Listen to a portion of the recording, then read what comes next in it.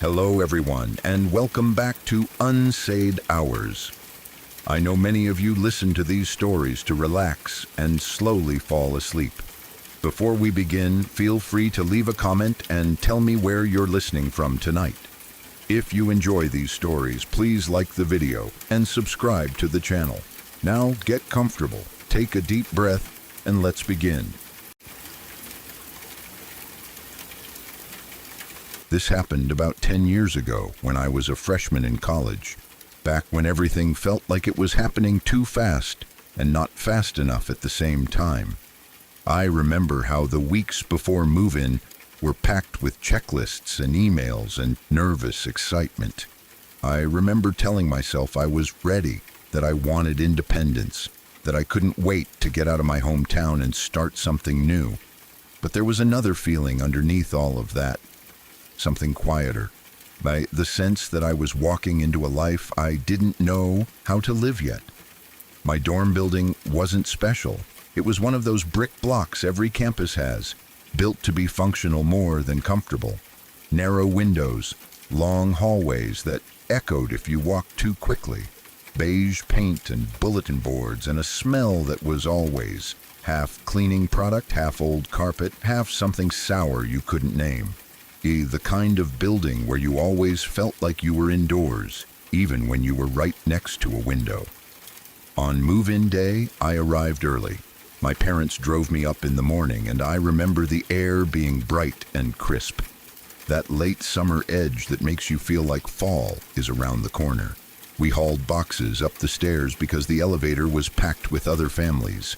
I was sweaty by the time I reached my floor, but I didn't care. I felt like I was climbing into my new life. Now, my room door was propped open, and the sunlight coming in through the window made the empty space look almost clean. There were 2 beds and 2 desks, identical, bolted down like someone had stamped the same template across the whole building. 2 dressers, 2 closets. My side was on the right, his on the left. I claimed the right side without thinking. I put my bags down and felt that silly thrill of ownership. This is mine now. This is where I sleep. This is where I become someone else. Weeks before, I'd been assigned a roommate, and we had exchanged a few messages like most freshmen do. It was polite, not friendly yet. We talked about the usual stuff. Who would bring a mini fridge? Who would bring a microwave? Whether we needed a rug. He didn't send emojis, he didn't joke around. His replies were short but normal. He seemed like he might be quiet. I figured that might be fine. Quiet is easier than loud when you're already overwhelmed. He said he'd arrive later that afternoon, but he didn't. I checked my phone that night. Nothing. The next morning, still nothing. By the 3rd day, people on my floor were already acting like old friends. Doors were open. Music was playing. Someone was arguing with their mom in the hallway. Someone else was taping posters to the walls. My room stayed half empty, the left side untouched. Bed still made with tight hospital corners from whoever set it up. I sent him a message. Just a quick, "Hey, hope everything's okay. Let me know when you're getting here." No reply. At first, I didn't worry. Freshman week is chaos. People get lost, phones die, parents take forever saying goodbye. Maybe he was coming from far away. Maybe something happened and he'd show up after the weekend. Days passed and he didn't. It was strange, but I was too busy to sit in it. I learned campus routes, got my ID card, figured out which dining hall had the least depressing coffee. He bought textbooks that felt like bricks and tried to act like I belonged. Every night I came back to my room and the empty bed stared at me like a missing tooth. Sometimes I'd catch myself listening for someone in the hallway, expecting footsteps to stop outside my door. Nothing. On the 8th day, exactly 1 week after move-in, I came back from my last class in the late afternoon, tired in a way that felt deeper than physical. It was the kind of tired that happens when your brain has been pretending to be confident all day. My backpack strap cut into my shoulder. I was thinking about food and homework, and how badly I wanted to close my eyes for 10 minutes without anyone talking to me. I pushed my door open and froze. Someone was sitting on the left bed. For a second, I couldn't process it. My brain went through the checklist of normal. That's him. That's the roommate. He finally showed up. Okay. The guy sat near the edge of the mattress, shoulders slightly hunched, hands resting near his thighs. He was facing forward, not at the door. The sunlight from the window didn't fall on him the way it fell on the rest of the room, and I remember that detail because it bothered me without me understanding why. He was in the light, but he looked like he wasn't. I stepped inside slowly because even though the logical part of my mind said roommate, another part of me felt cautious. I told myself it was just awkwardness. First introductions are weird. Maybe he was shy. "Hey," I said, trying to sound normal. "You're here? I'm glad you made it. He didn't look at me, not even a flicker of attention. At first I thought he hadn't heard me, but I was only a few feet away. Dorm rooms aren't big. You can hear someone breathe. I shifted my weight and tried again, softer. "Hey, everything okay?" No answer. His face was what caught me next. Pale. But not the normal pale of someone who hasn't gotten sun yet. This was washed out, like color had been drained. His cheeks looked hollow, his eyes ringed by shadows so dark they almost looked bruised. His skin had a gray tinge under the light that made him look sick in a way I didn't want to name. Not the flu, not a cold, something heavier. I suddenly felt embarrassed about my first instinct, which was disgust. The thought flashed through me. What if he's contagious? What if he's seriously ill? And I hated myself for thinking it. I had no right to judge him. If he was sick, he didn't choose it. If he was struggling, he didn't need me recoiling like he was something dirty. So I forced my tone into friendliness again. "Do you need help unpacking? Your stuff isn't..." That was the other thing. There was no stuff. No suitcase, no duffel bag, no cardboard boxes piled in the corner, no blanket from home, not even a backpack. The left side of the room looked exactly like it had looked all week except for him sitting there. He wore jeans and a baggy shirt, both wrinkled, both slightly too large like they didn't belong to him. His shoes were scuffed. Everything about him looked like he'd been traveling for a long time, but there was no evidence of travel. He didn't carry anything in. No smell of outside air clung to him. He just was there. I remember standing with my hand still on my backpack strap, the way you stand when you're deciding whether to step closer or step back. I remember hearing someone laugh in the hallway, and the sound felt too normal, too bright, like it belonged to another world. He made a small noise then, not a word. A soft grunt, like someone trying to respond and failing. His head dipped slightly as if it cost him effort. I took that tiny movement as permission to stop asking questions. I told myself he was exhausted. Maybe he'd been traveling all night. Maybe he had a medical issue. Maybe he was depressed and barely holding it together. College is full of people you don't understand yet. I told myself it wasn't my job to diagnose him. I unpacked some of my things quietly and tried to pretend the tension in the room wasn't real, but it was. The first night, I barely slept. Not because he was loud, but because he was too quiet. You can get used to a roommate breathing, shifting, getting up to use the bathroom. Noise is proof of life. The absence of it becomes its own kind of sound. When the lights were out, I lay in my bed listening. I heard nothing from his side for a long time. Then, sometime after midnight, I heard the faint rustle of fabric, a soft movement. The bed creaked once, lightly like a weight shifting. Then silence again. In the morning, he was sitting on the bed in the same position as the day before, as if he hadn't lain down at all. That was the first moment I felt genuine discomfort. It wasn't fear yet. It was the kind of unease you get when something doesn't match your understanding of how people work. He should have been asleep. He should have been showering. He should have been eating. He should have been doing anything. Instead, he was sitting there with his shoulders bent, eyes dull, staring forward like he was watching something I couldn't see. I tried again to talk to him. I asked if he knew where our first-year orientation events were held. Now I asked if he wanted to go to the dining hall. I asked if he was okay. He didn't answer, not once. Sometimes his eyes moved, but not in a way that felt like he was tracking me. More like his gaze drifted slightly, unfocused, then settled again. Days passed like that. Each day when I left for class, he was sitting on the bed. Each day when I came back, he was sitting on the bed. I never saw him stand. I never saw him leave the room in daylight. I never saw him pick up a toothbrush or take a shower. I never saw him open the closet or put anything in the dresser. At first, I told myself he was just extremely introverted. Then I told myself he was sick and needed rest. Then I told myself he was on some medication that made him tired.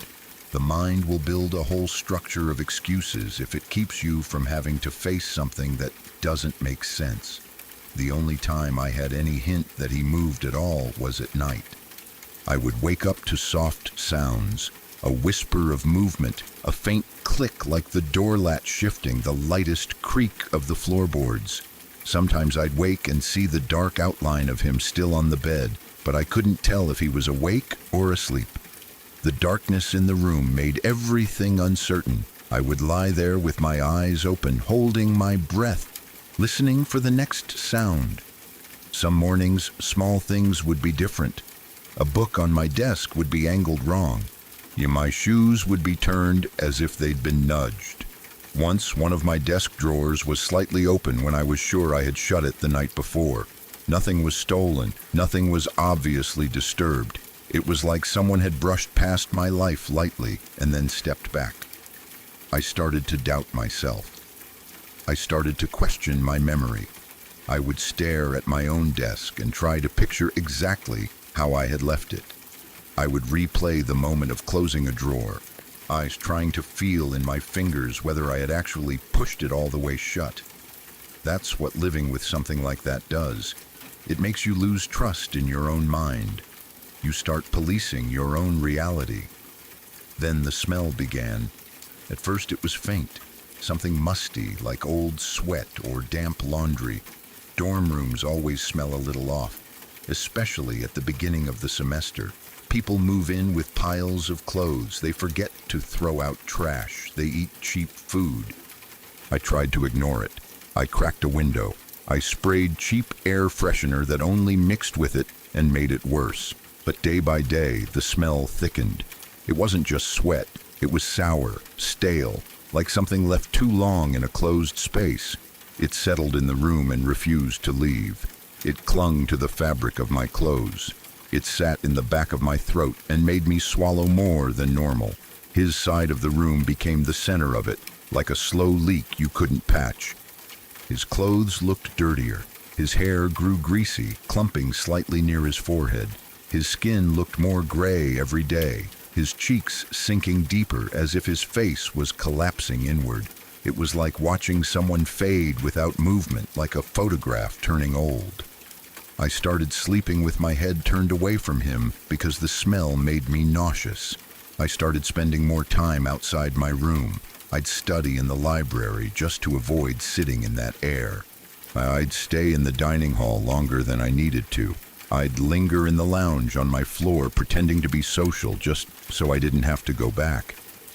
I also started feeling something else, something I didn't want to admit. Resentment. Because what was I supposed to do? I was 18. I didn't know this person. I didn't know his situation. I didn't know if he was dangerous or fragile, and I was trapped in a small room with him, forced to share the same air, the same space, the same nights. I tried to be compassionate. I tried to remind myself he might be suffering, but the smell was making me sick, and the silence was making me paranoid. The fact that he never spoke made me feel like I was living next to a wall, and walls don't care about your fear. On the 5th day of the smell becoming unbearable, something in me snapped.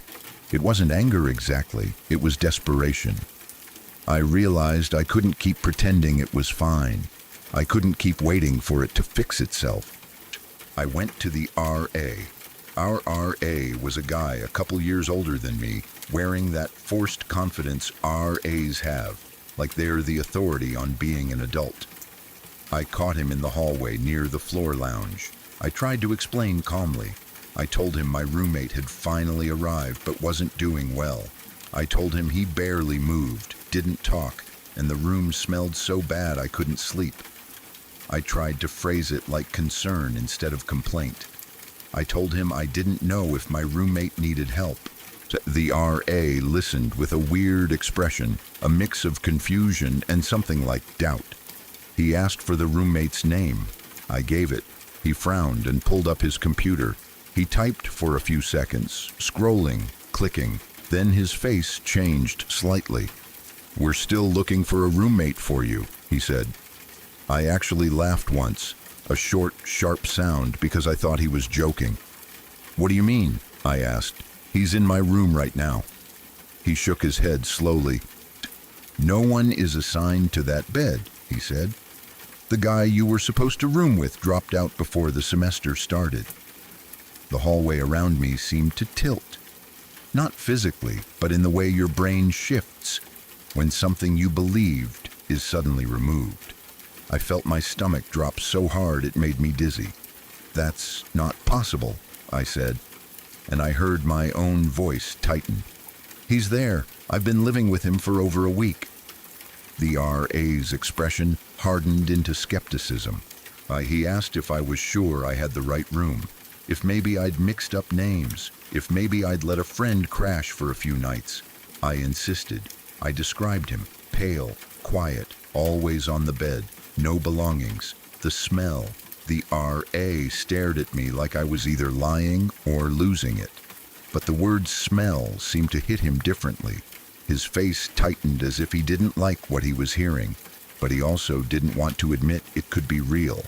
Finally, he stood up and said, "Okay, let's go check." The walk down the hallway felt longer than it should have. My heart was beating too fast. The RA walked beside me with that stiff posture people have when they're preparing to catch someone in a lie. I kept replaying what I would see when we opened the door. I pictured the guy on the bed staring into nothing. I pictured the RA finally seeing him, finally realizing I wasn't imagining it. Part of me wanted that validation so badly I could taste it.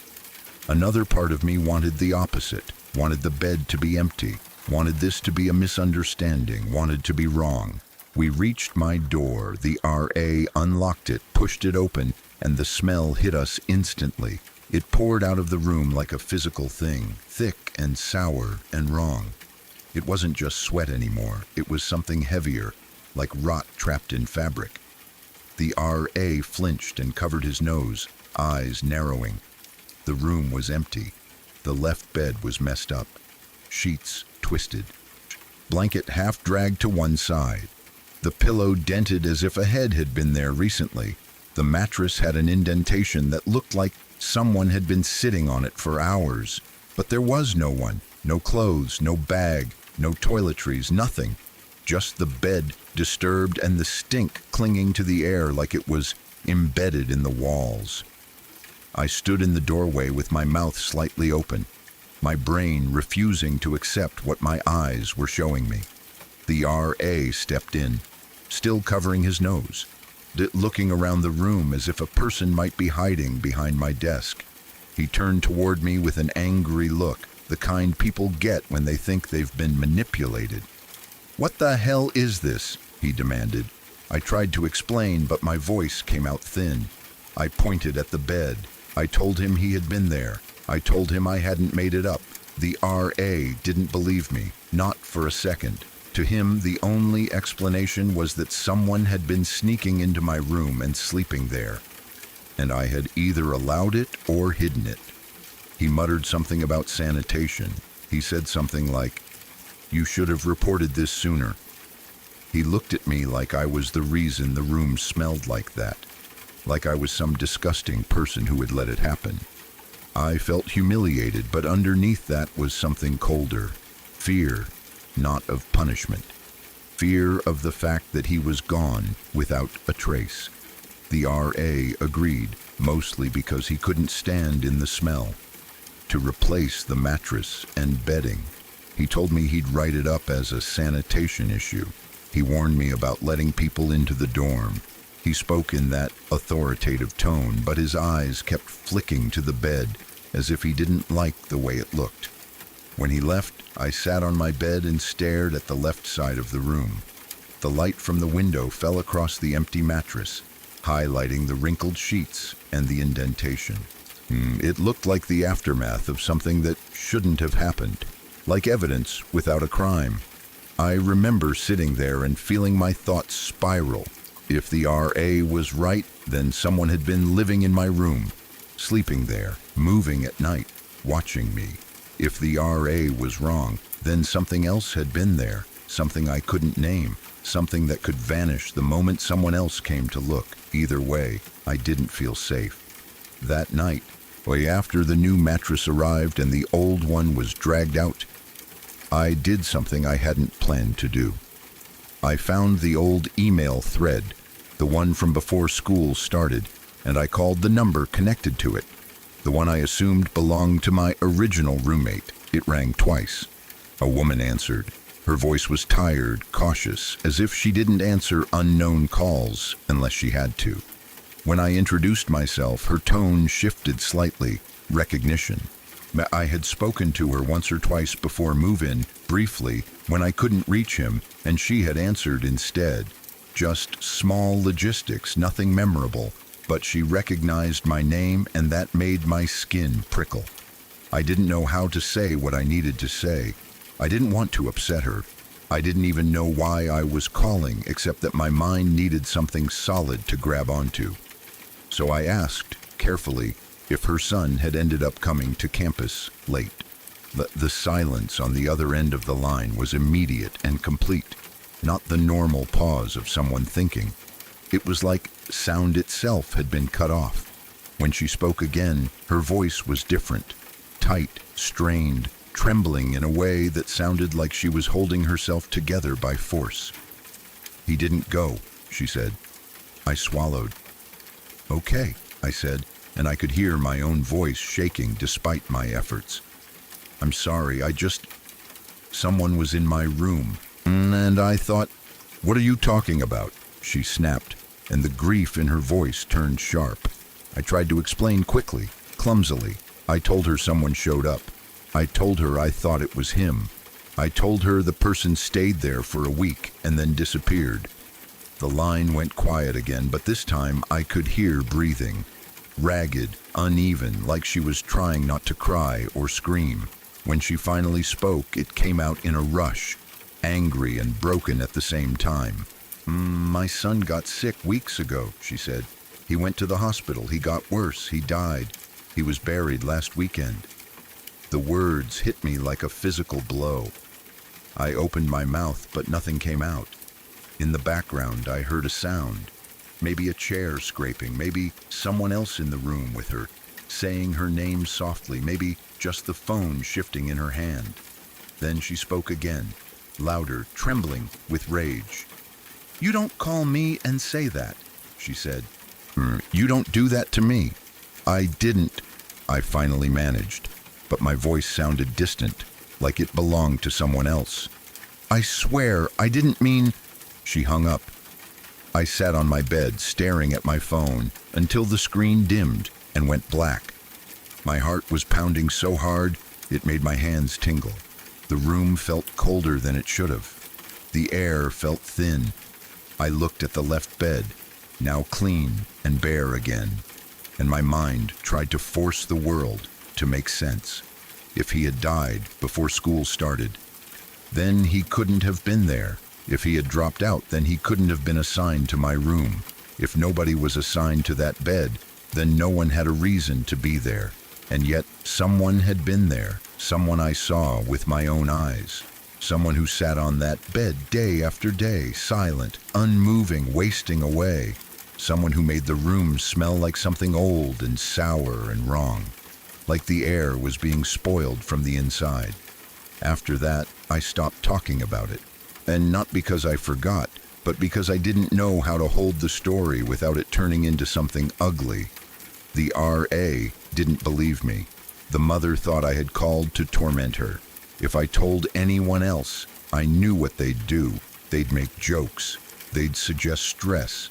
They'd suggest I hallucinated. They'd suggest someone homeless snuck in. They'd suggest carbon monoxide or sleep deprivation or anything that kept the world neat. And I wanted the world neat too. But my memory wouldn't let it be. For the rest of the year, I never slept comfortably in that dorm room. Even after the mattress was replaced, even after the smell was scrubbed out, and the air finally felt normal again, I couldn't shake the sense of presence on the left side. I started keeping my desk lamp on low at night. I started locking my drawer even though I had nothing valuable. I started waking up for no reason, heart racing, convinced I had heard the door latch click. Sometimes, in that half-asleep state right before morning, I would glance toward the left bed and feel for a split second that certainty that someone was sitting there. Not because I saw them, but because my body remembered what it had been like to share space with something that didn't behave like a person. In daylight, I could almost convince myself it had been some kind of intrusion. Someone sick, someone lost, someone sneaking in and leaving at night. That explanation was ugly but possible. But then I would remember his face, the way his eyes didn't meet mine, the way he didn't react like a person should react when spoken to. I would remember how he was there every morning and every afternoon, always in the same place, as if time didn't move for him the way it moved for me. I would remember how the bed looked when he vanished, dented and warm-looking, as if he had just been there seconds before. And I would remember what his mother said. Buried last weekend. Sometimes I wonder if I ever truly spoke to the right person, if I somehow dialed the wrong number and stumbled into someone else's grief. Sometimes I wonder if stress made me confuse faces, names, messages. Sometimes I try to build a version of the story where everything is explainable, but none of those versions fit the smell that hit the RA the second he opened the door. None of those versions fit the empty assignment record. None of those versions fit the way the room felt. Thick and wrong, like the air itself didn't want to be breathed. The hardest part isn't fear anymore. The hardest part is the question that never closes. If he never came to campus, then who sat across from me for a week? And if it wasn't a person, why did it choose my room? I don't have an answer. I've lived 10 years without one. I've built a normal life around that hollow space where the answer should be. I don't think about it every day. I don't tell it at parties. But sometimes, when I'm alone at night and I hear a small sound in my home, just a settling noise, just a shift in the quiet, I feel that old freshman year cold come back for a moment.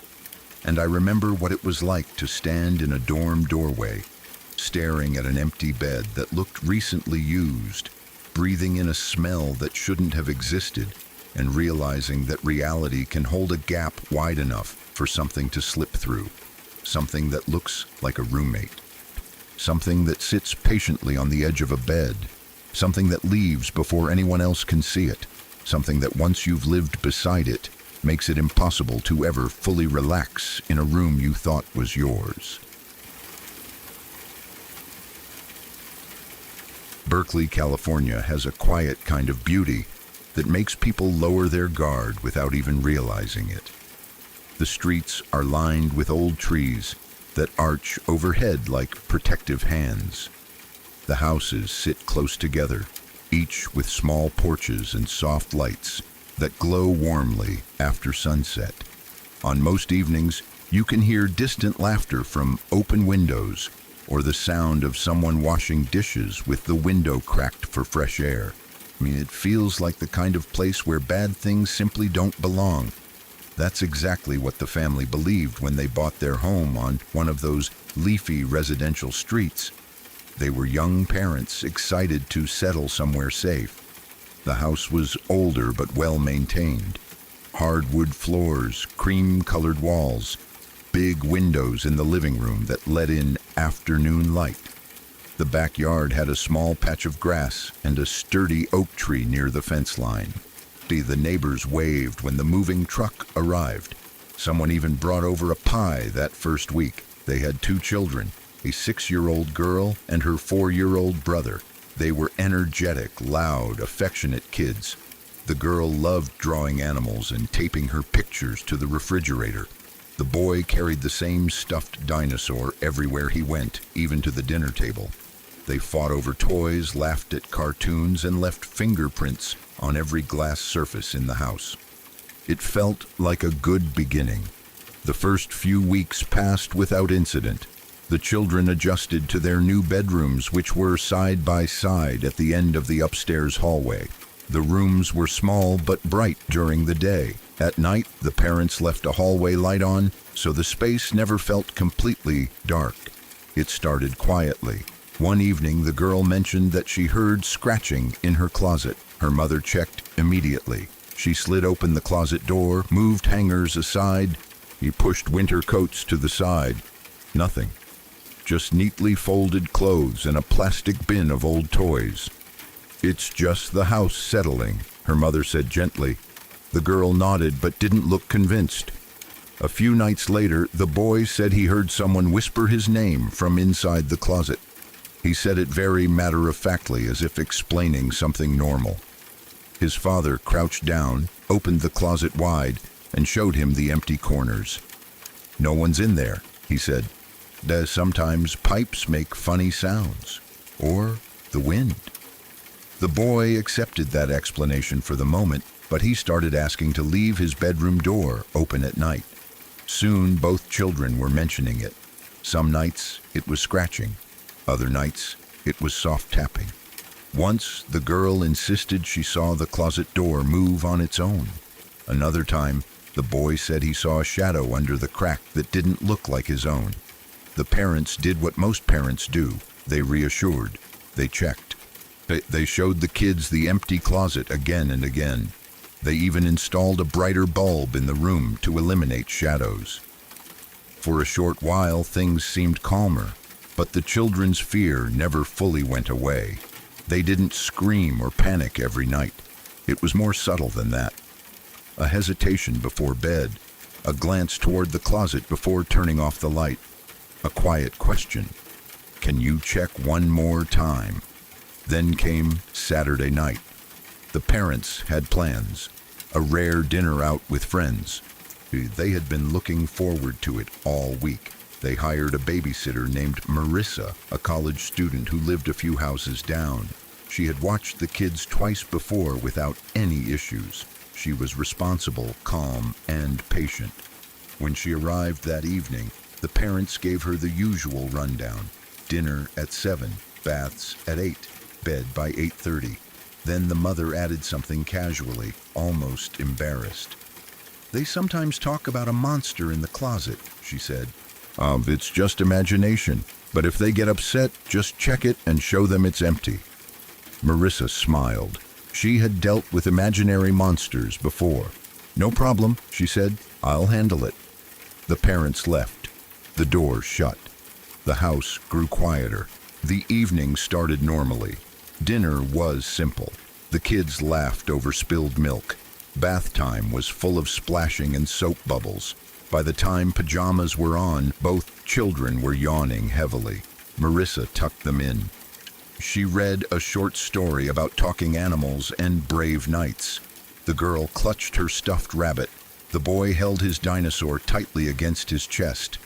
"Nothing in the closet," Marissa said playfully, as she slid the door open and peeked inside before turning off the lights. Just clothes, shoes, a laundry basket. She left the hallway light on and closed the bedroom door halfway. Downstairs, she settled onto the couch. The television hummed quietly. The house felt peaceful. About an hour passed.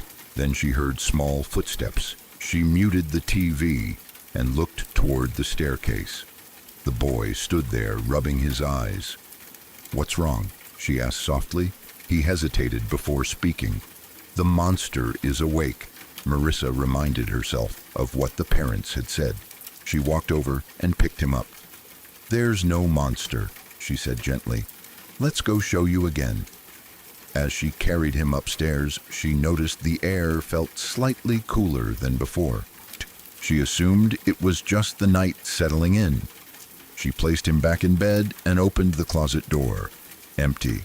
She crouched down and checked under the bed too. "All clear," she said brightly. "See? Nothing there." The boy nodded, but he didn't smile. His eyes stayed fixed on the closet even after she closed it.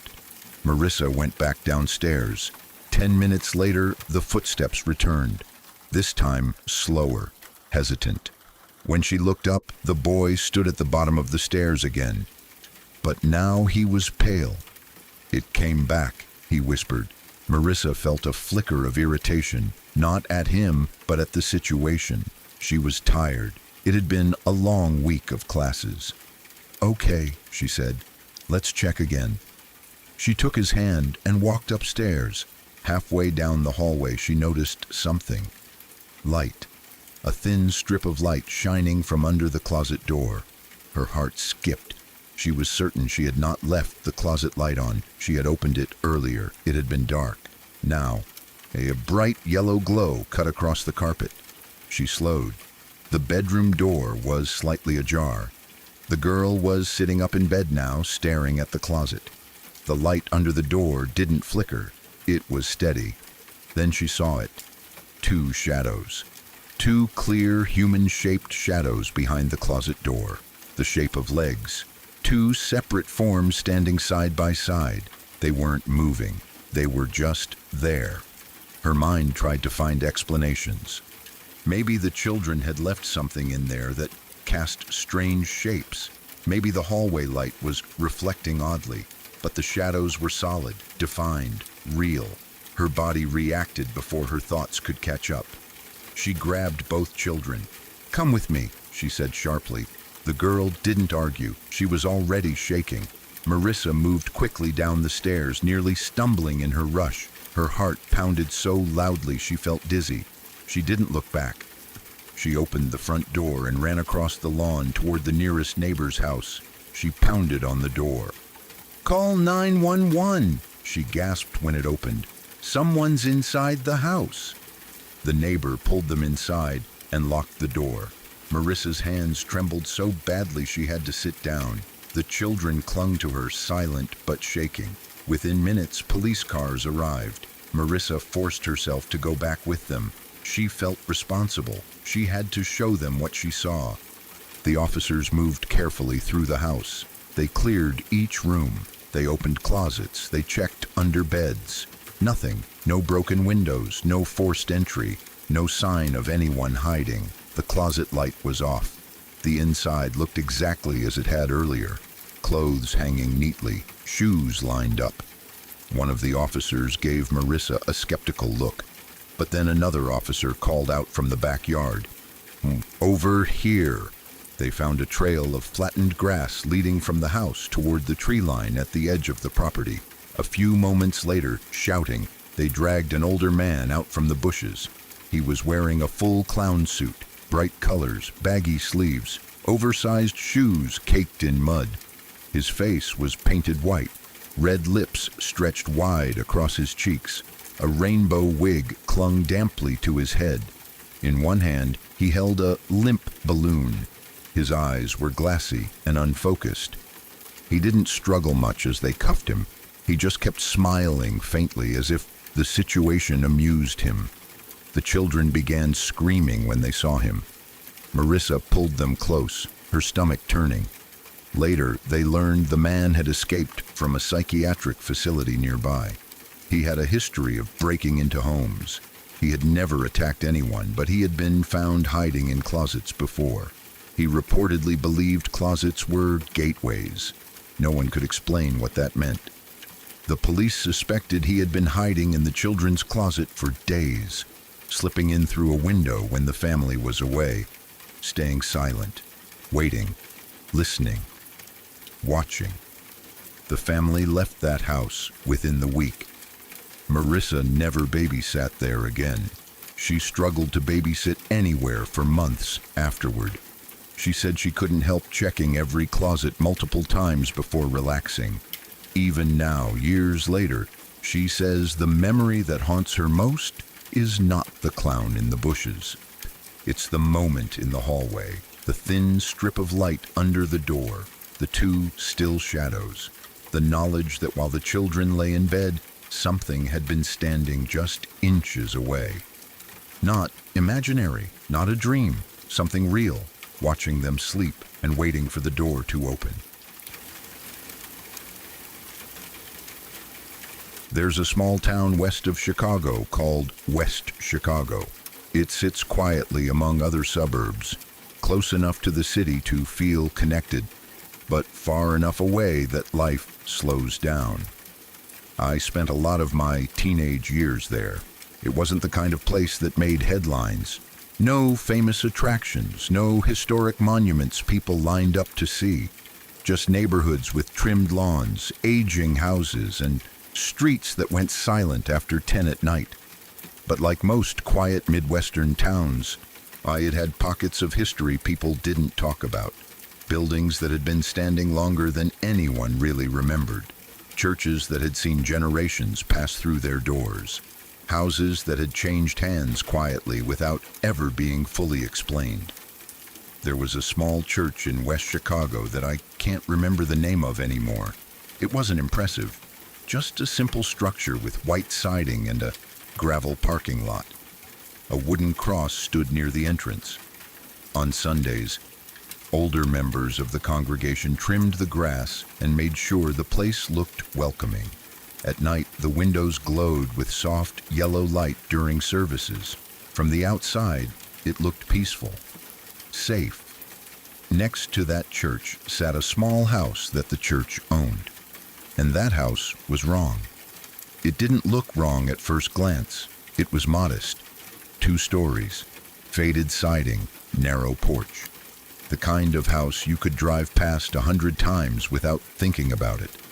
I never noticed it much growing up until a few friends of mine rented it for a while. We were teenagers then, old enough to feel independent, young enough to ignore warning signs. The first time they invited me over, they told me the place was weird.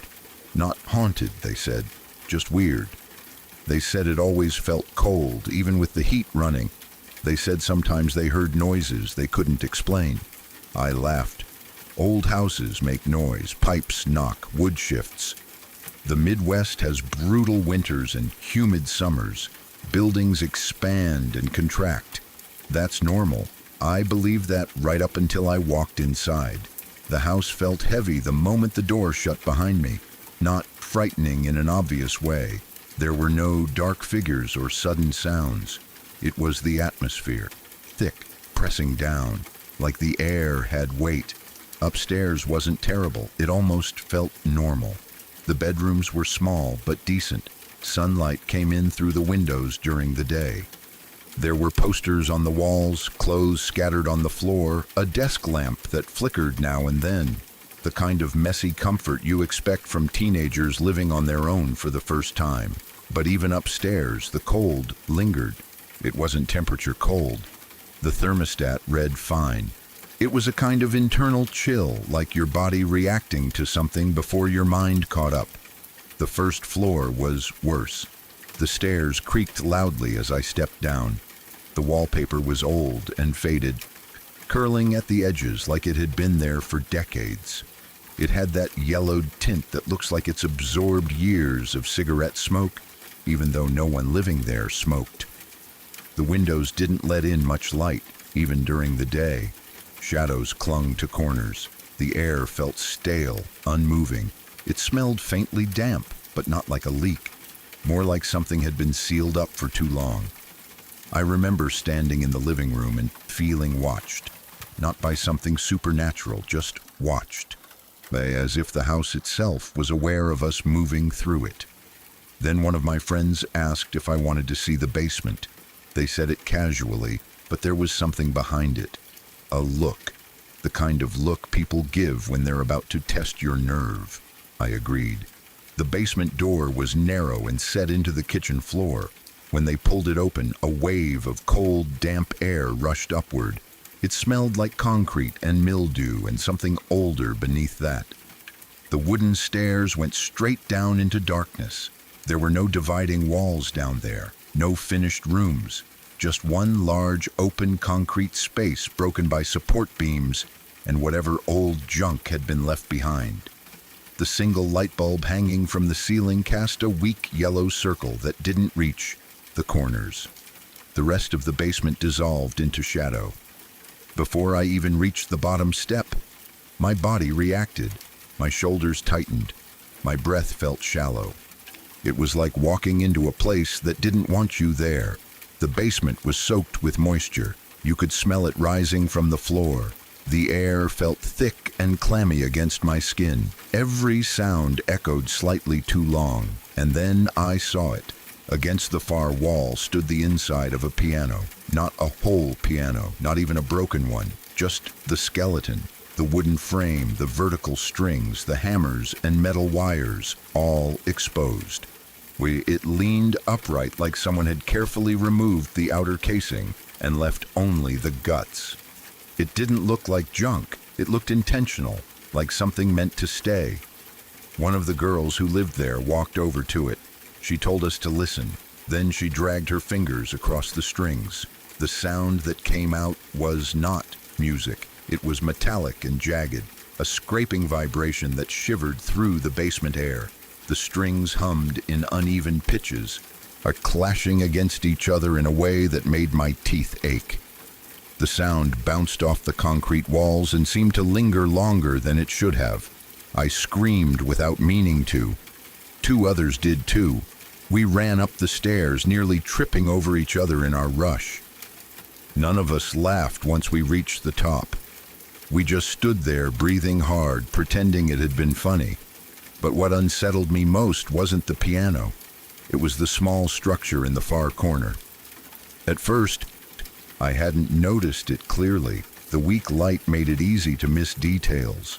But once my eyes adjusted, I saw that there was a wooden enclosure built against the basement wall. It didn't match the rest of the house. The house was old, yes, but consistent. The wood in this enclosure looked different, rougher, more recently hammered together, like an afterthought. It was small, maybe 5 feet by 5 feet. A perfect cube of wooden planks nailed into place. There was a door, and on the outside of that door were 5 heavy deadbolts. 5, along with chains, metal latches, reinforced screws, all on the outside. There was nothing on the inside to secure it, nothing to suggest someone inside could open it on their own. 2 narrow benches were attached to the inside walls, facing each other. No padding, no comfort, just bare boards. It looked like a holding cell. But who builds a holding cell in the basement of a church-owned house? I remember standing several feet away from it, unable to move closer. Something deep inside me was screaming not to approach it, not to touch it, not to even breathe too loudly near it. The air around that little room felt wrong, not haunted, sick, like the space had absorbed something terrible and never let it go. Other kids felt it too. We didn't even have to say it. You could see it in the way everyone avoided standing directly in front of the door. In the way conversations grew quieter down there. A few of the braver ones tried to open it once. They worked at the bolts, grunting and straining, but the metal was rusted solid. It wouldn't budge. Maybe that was for the best, because none of us truly wanted to see inside. After that first visit, I avoided the basement as much as I could. Even walking past the door at the top of the stairs made my stomach knot. The renters joked about it at first. They'd make comments about the dungeon, or pretend they were brave enough to sleep down there, but the jokes faded. They stopped going down entirely. One of them confessed to me late one night that he sometimes heard noises from beneath the floorboards when he was lying in bed. Soft tapping, scratching, slow dragging sounds like wood shifting against concrete. He said it always happened after midnight, always faint. always just enough to make him freeze and listen. He never opened the basement door to check. None of them did. They also started having nightmares, not identical ones, but similar. Dreams about being locked in small spaces, dreams about something breathing too close, dreams where they were sitting on wooden benches facing someone they couldn't see. The house began to feel colder upstairs. The shadows seemed darker. They swore sometimes the light bulb in the basement flickered even when no one had gone down. Once, one of them claimed he heard the piano strings vibrate faintly, like someone had brushed against them. No one was in the basement at the time. Eventually, they moved out. Nothing dramatic happened. No one was attacked. No doors slammed on their own. But the house wore them down. It drained them. They looked exhausted all the time, irritable, pale. They said the house felt better when the basement doors stayed closed, but even then, they felt like something below was waiting. After they left, the house sat empty. The church still owns it as far as I know. No one lives there now, no for sale sign, no renovations, just a quiet structure beside a friendly church with glowing windows. Every time I drive through West Chicago and past that area, I feel my chest tighten. I think about that 5x5 wooden room. I think about the 5 deadbolts on the outside. I think about the effort someone went through to keep something contained, not out, in. I don't know what happened in that basement. I don't know if it was something legal, something secret, or something cruel disguised as religious help. But I know how it felt to stand down there. Some places don't feel haunted because of ghosts. They feel haunted because of what people were willing to do. And whatever that small wooden room was built for, it wasn't built with kindness. I still see it in my mind sometimes when I close my eyes. A perfect little cube, benches facing each other, 5 locks waiting. I don't know what to do anymore. I've tried telling myself that what happened can be explained, that exhaustion, fear, and being deep in the woods can mess with your head. But every time I start to convince myself of that, I remember how it felt. The air, the smell, the way all 4 of us saw the same things, the way Alex screamed, the way that girl smiled at the car window. I haven't slept properly since. When I do drift off, I wake up soaked in sweat, certain I can hear crying somewhere outside my apartment. Sometimes I even smell that same faint, rotten sweet scent in my hallway. And I stand there in the dark, trying to figure out if it's real or if I'm losing my mind. 3 weekends ago, I went camping with 3 of my oldest friends, Mike, John, and Alex. We've known each other since high school. We're not reckless idiots. We've done this kind of thing for years. We've camped in Arizona's dry desert. I hiked near the Spanish Peaks in Colorado and spent nights deep in the forests of New Mexico. We go off trail on purpose. We leave our phones in the car. We live off what we bring and what we can catch. It's our way of disconnecting from everything loud and fake about the world. Nothing serious had ever happened before. Strange sounds at night, sure. Coyotes yipping, something heavy moving through brush. The normal stuff you expect when you sleep in a tent in the middle of nowhere. We always came back with stories and bruises and inside jokes. We always felt more alive afterward. This year, it was my turn to choose the location. I picked Huntsville National Forest in Texas, near New Waverly. I'd read that you could get far enough in to avoid other campers if you were willing to hike. It sounded perfect. Remote but not dangerous. Isolated but familiar enough that we didn't feel stupid for going. We drove up early Saturday morning. The sky was pale and heavy with humidity, the kind that makes your clothes stick to your back before noon. We parked in a designated lot, shouldered our packs, and headed into the trees. The forest swallowed the sound of the road quickly. Within 20 minutes, it felt like we were alone in something much bigger than ourselves. The hike was easy at first. We laughed about old high school memories. Mike made jokes about how John still couldn't grow a real beard. Alex talked about work. I remember feeling relaxed, grounded. The forest smelled like damp leaves and pine, thick and earthy. We walked for hours, deeper than we probably should have. Eventually, the light began to thin out as the sun shifted lower. We found a clearing just big enough for a tent and a fire. It felt ordinary, safe. We set up camp like we always did. Tent first, then fire pit, then gathering wood. By the time the sun dipped below the tree line, we were sitting around the fire with that familiar orange glow lighting our faces. And that was when we started our tradition, telling scary stories. We tried to outdo each other every year. Ghost stories, urban legends, stories we'd heard online. We'd laugh and pretend to be scared, but none of us ever actually were. That night, about 20 minutes into the stories, I noticed a smell. It was faint at first, not strong enough to make a comment about, just a thin thread of something wrong. I thought maybe it was stagnant water nearby. Then Mike sniffed and asked if anyone else smelled something weird. It wasn't the sharp stink of rot. It wasn't a dead animal. It was softer, sweet in a way that made my stomach twist, like something that had been dead for a long time and was still wet. We stood up and walked a few feet away from the fire, trying to trace it. The smell drifted in and out, carried by the breeze. It seemed stronger when we faced north, but when we walked that way, it faded again. We laughed it off. Probably some swampy patch. Probably nothing. About half an hour later, Mike stood up and grabbed his flashlight. "Don't follow me," he said. "I don't need an audience."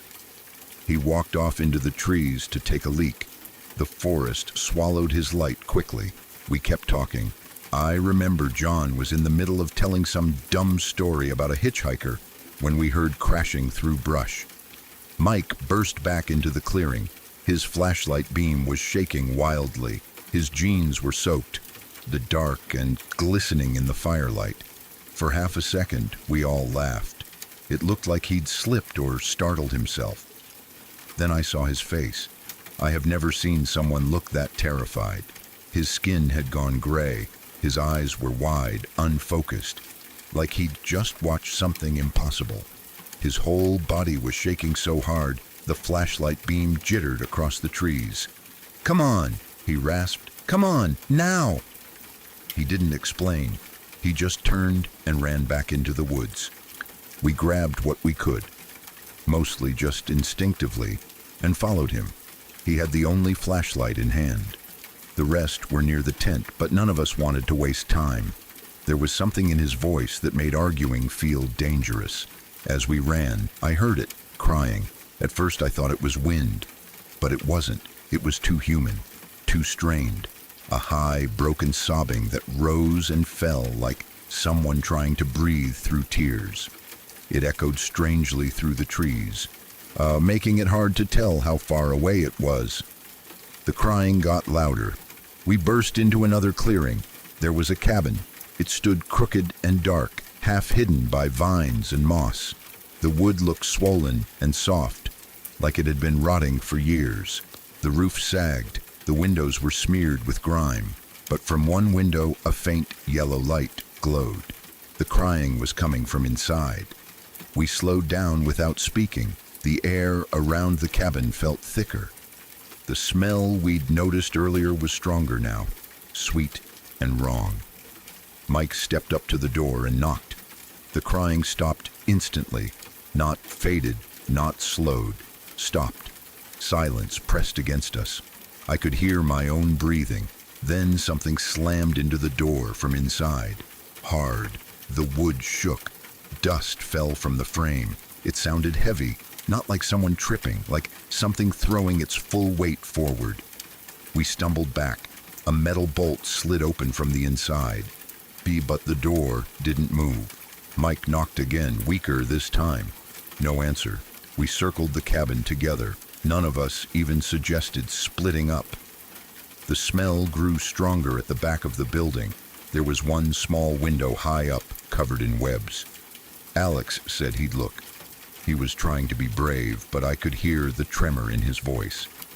Mike and I lifted him slowly until his face was level with the glass. He wiped a patch clear. There was a long, frozen second. Then Alex sucked in air so sharply it sounded like he'd been punched. He screamed. Not a startled yell. A scream so raw and desperate it felt like it tore through my chest. He fell backward, hitting the ground hard, scrambling and clawing at the dirt like he was trying to crawl away from something that was still in front of him. He kept screaming. His eyes were wild, unfocused. We dragged him back to camp. He fought us the whole way, sobbing and gasping, his body shaking uncontrollably. But back at the fire, I threw more wood on it with hands that wouldn't stay steady. Alex kept whispering, "No, no, no," over and over. None of us slept that night. The forest felt different. Every sound seemed closer, watching. When the sun rose pale and gray, Mike and I went back to find the cabin. It wasn't there. There was no clearing, just trees, thick brush. No sign that anything had ever stood there, but the smell lingered, stronger than before. When we returned, Alex looked worse. Blood had dried along his chin where he'd chewed into the inside of his mouth. His hands wouldn't stop trembling. "We need to leave," he whispered. We started packing. Then the sky darkened unnaturally fast. Clouds rolled in thick and heavy. Rain slammed down in sheets. Within seconds we were soaked. Alex panicked. He grabbed a thick branch and swung it wildly. "If you don't go now," he shouted, "I swear I'll drag you." We managed to calm him enough to move together. We hiked back toward the creek we'd crossed the day before. It had been ankle deep then. Now it was swollen, violent, churning brown water rushing too fast to step into safely. That was when Alex finally told us what he'd seen. "When I leaned in," he said, voice flat and distant, "a face leaned in too. It matched me. Exactly. When I tilted my head, it did too, and it smiled." He swallowed hard. It had black eyes. Not empty, just black, and the mouth kept stretching wider. Then something behind it lifted an axe, and it cut the face off. We didn't interrupt. The skin stuck to the glass, and the face, just the face, laughed. It slid down the window laughing. Silence settled over us. Then something bumped against a rock in the creek. A doll. Old. Waterlogged. Its painted eyes faded, its mouth half open. Then another, then more. Dozens of them drifting downstream. Mike reached down and picked one up. It was a baby doll with a cracked plastic face. When he squeezed it by accident, a broken voice chip inside crackled. A warped, gurgling laugh came out, then a whisper. He dropped it like it burned him.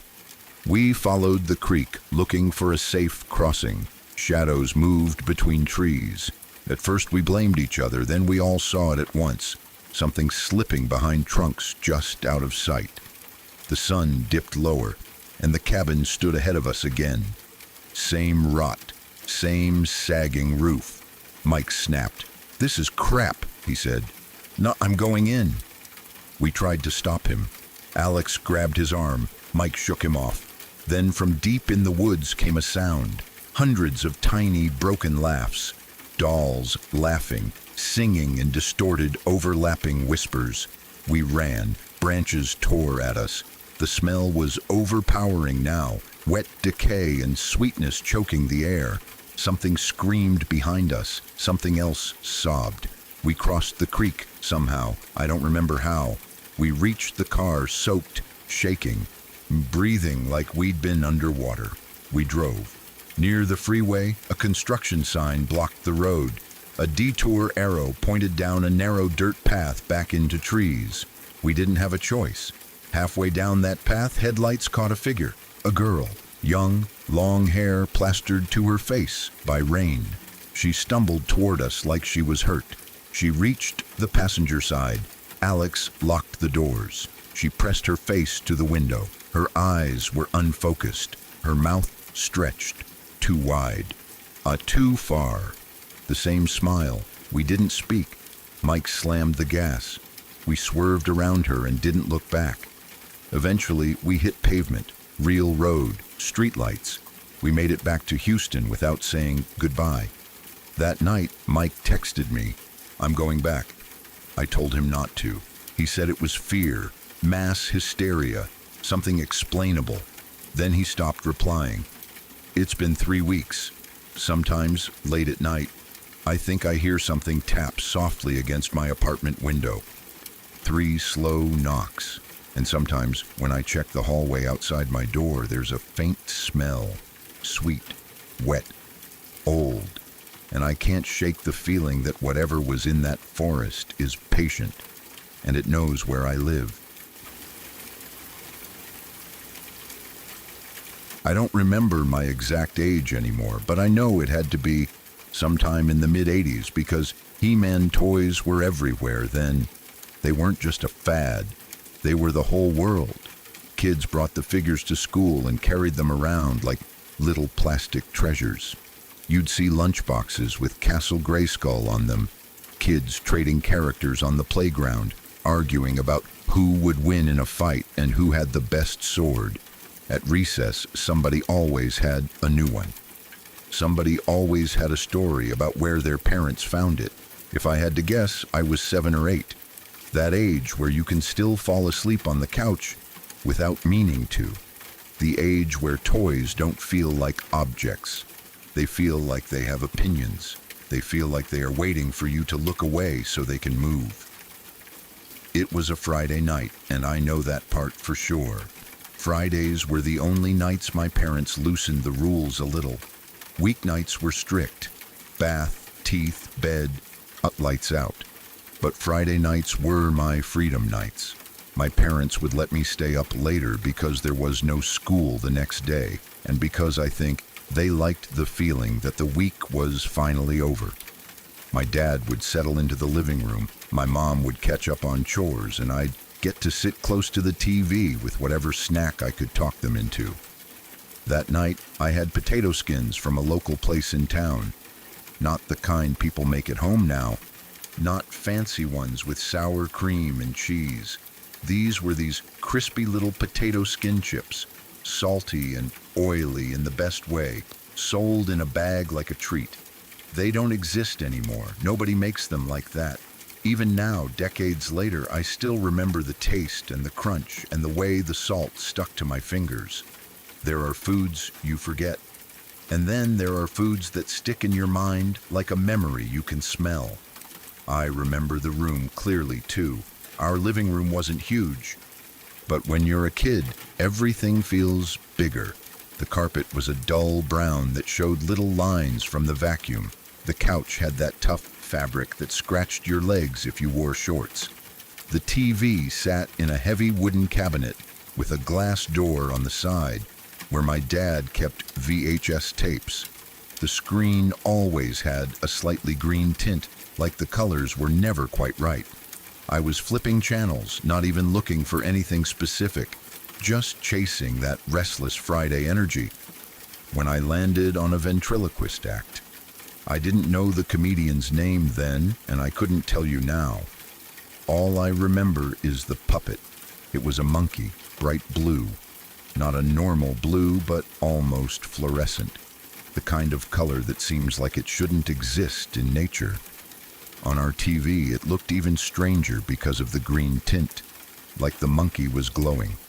The ventriloquist would tell a joke, pause, then have the monkey deliver a line in this loud, silly voice. That's a monkey joke. It hit my 7-year-old brain in exactly the right way. It was stupid. It was perfect. I laughed so hard I nearly dropped the bowl of potato skins in my lap. Every time the monkey said it, I laughed again, even though it was the same line. My parents weren't laughing as hard, but I could hear my dad snort once, which for him was basically a standing ovation. Somewhere along the way, I took my glasses off. I wasn't blind without them. I could still see shapes and movement. But without glasses, everything softened around the edges. The room became fuzzier, dreamier, like I was seeing through a thin layer of water. The TV glow smeared slightly. The corners of the room looked darker and farther away than they actually were. Eventually, the warmth of the house, the comfort of the couch, and the steady rhythm of the ventriloquist's voice pulled me down. My eyelids grew heavy. The monkey kept talking. The bowl of potato skins slipped lower onto my stomach, and before I knew it, I had drifted off with the TV still on. I don't know how long I slept. When you're that age, time in the middle of the night feels strange. It can be 10 minutes or 2 hours and your body can't tell the difference. All I know is that at some point I woke up freezing, not the normal kind of cold you feel when your blanket falls off. This was deep cold, the kind that feels like it gets into your bones. I sat up slightly and hugged my arms to my chest. The air felt sharp in my nose. For a second, I couldn't remember where I was. The TV was still on, but the show had changed. A different voice, different lighting. The screen was bright and flickering, casting weird shadows across the room. I thought I heard the ventriloquist again, that monkey joke line, or at least my half-awake brain thought it heard it. The sound didn't match what I was seeing on the screen. But sleep makes your brain do lazy things. It grabs familiar pieces and tries to build a story out of them. I remember thinking, still half asleep, that I should get up and go to my room. But my body felt heavy. My legs didn't want to move. I pulled the blanket up and tried to sink back into sleep. That was when I saw something in the corner of my room. At first, it was just a shape. A darker patch inside the darker corner, like a shadow that didn't belong. My eyes tried to focus, but without glasses, everything was soft. The shape looked small, maybe 3 or 4 feet tall. It stood perfectly still. I stared at it, confused. My brain was trying to label it: a coat on a chair, a pile of clothes, a trick of light from the TV.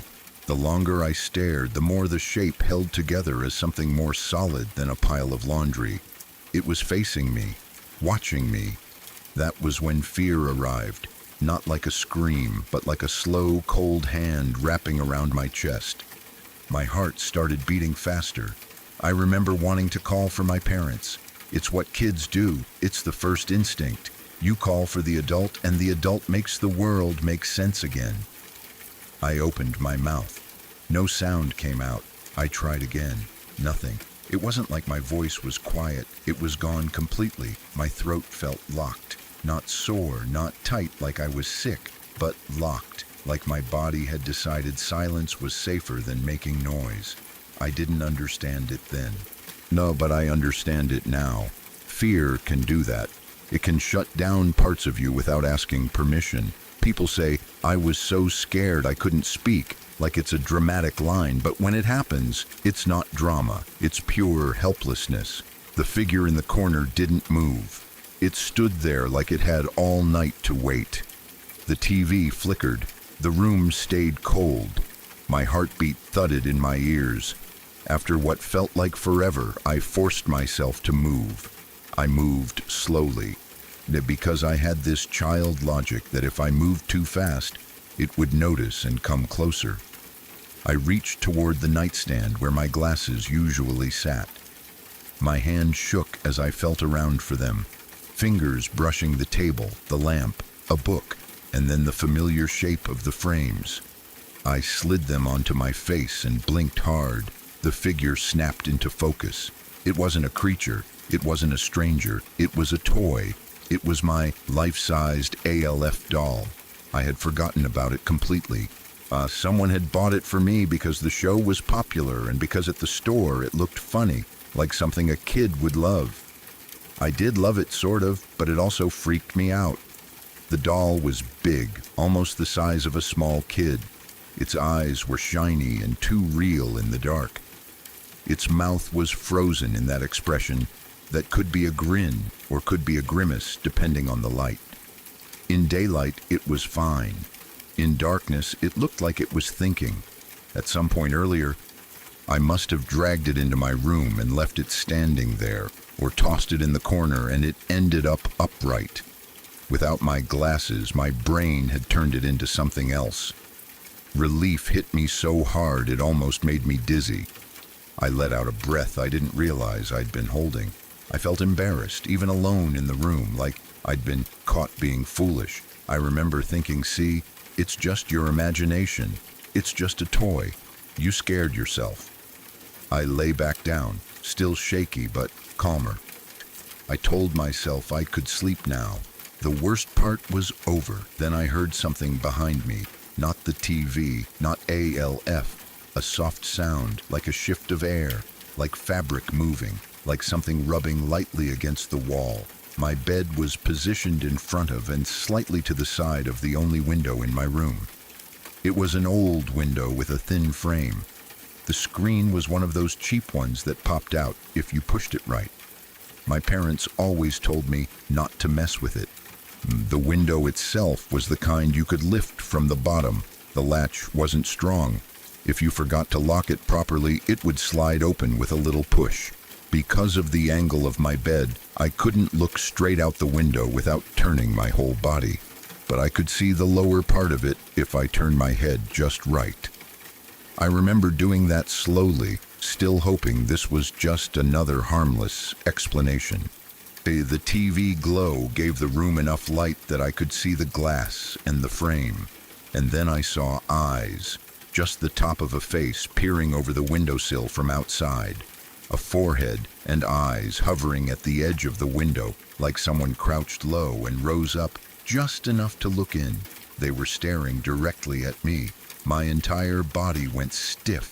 The relief from the ALF doll vanished instantly and was replaced by a colder, sharper fear that felt like it stabbed straight through my stomach. In the same moment, I realized why the room had been so cold. The window was open, not cracked slightly, open enough that night air poured in. The curtain shifted faintly in the breeze. The cold I'd felt wasn't from a dream or from my blanket slipping. It was real air coming in from outside. My voice came back in a rush, like fear squeezed it loose. I screamed. It came out loud and ugly and uncontrolled, a sound that didn't even feel like my own. I didn't look away from the window for even a second.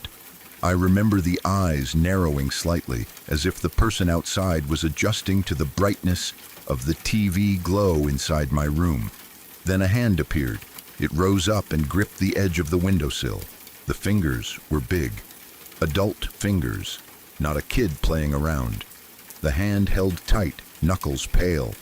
And then the head rose a little higher, like the person was testing whether they could lift themselves up.